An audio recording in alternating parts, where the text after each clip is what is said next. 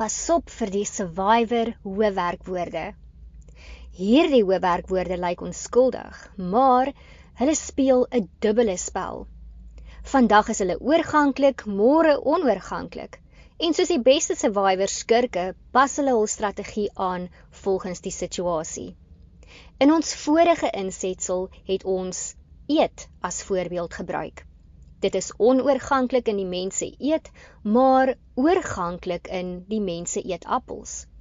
Ons het ook gesê dat hoewel sommige taalkundiges dit ambitransitiewe werkwoorde noem, ons dit op skoolvlak en in Viva se Afrikaans grammatika bloot klassifiseer volgens die wyse waarop dit in 'n spesifieke sin gebruik word. Maar wat dra daartoe by dat hierdie hoofwerkwoorde soos survivor deelnemers hul rol aanpas? Die antwoord is betekenis. Onthou, elke hoofwerkwoord het nie noodwendig een betekenisonderskeiding nie. Sommige hoofwerkwoorde het verskillende maar verwante betekenisse, met ander woorde, hulle is poliseme. Polisemie lui dus daartoe dat een lid van die paar oorganklik kan wees en die ander een weer onoorganklik. Dink aan die poliseem ruik. As ruik beteken om met jou neus waar te neem, wil jy dadelik sê wat waargeneem word. Ons sal daarom nie net skryf, ek ruik nie, maar ek ruik die see. En ook nie die hond ruik nie, maar die hond ruik die spoor. En hierdie betekenis is ruik oorganklik. Aan die ander kant verwag 'n mens nie dat ruik met die betekenis onaangename reuk afgee, saam met 'n direkte objek gebruik moet word nie.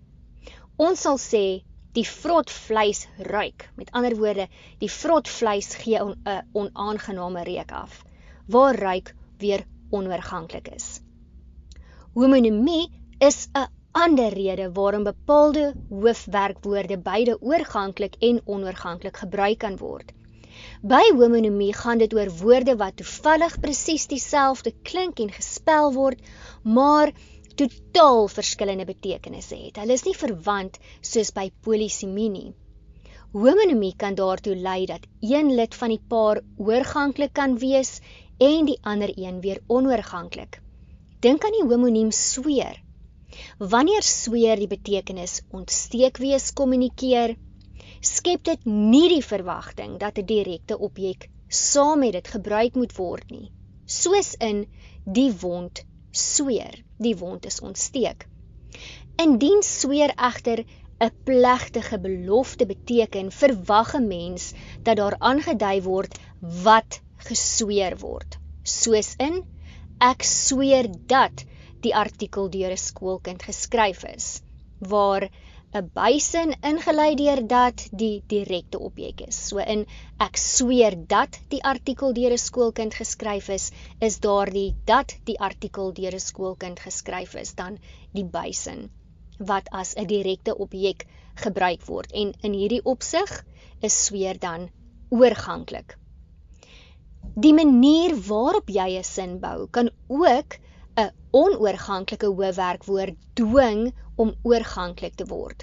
Jy kan sê ek praat, waar daardie praat onoorganklik gebruik word en beteken woorde uiter.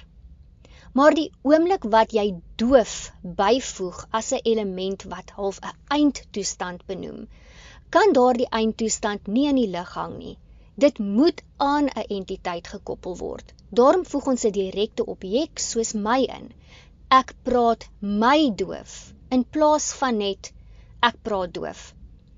Die veranderde konstruksie dra dus daartoe by dat praat se betekenis van woorde uiter verander na maak of veroorsaak.